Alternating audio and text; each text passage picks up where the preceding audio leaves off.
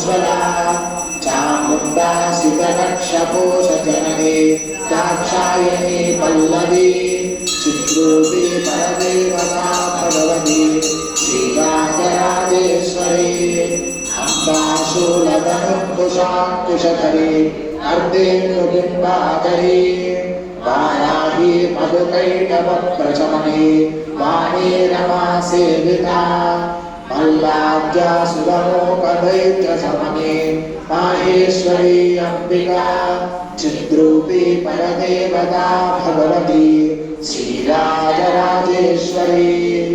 अम्बा सृष्टिविनाशपालनकरी आर्यादिसंशोभिता गायत्री प्रणवाक्षरामृतरस पूर्णानुसन्धीकृता ओंकारी विनुता सुताच्युतपदा उद्दण्डदैत्यापहा चिद्रूपी परदेवता भगवती श्रीराजराजेश्वरी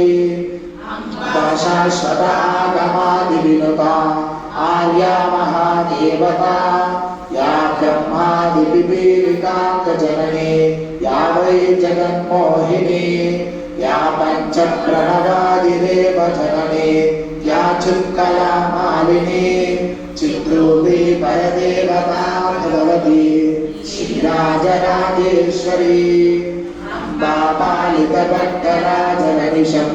अम्बाष्टकं यः पठेत् अम्बा लोककटाक्षणी चलिता चैश्वर्यमाव्याहतो अम्बा पावनमन्त्रराजपठना दन्ते च मोक्षप्रदा चिद्रूपी परदेवता भगवती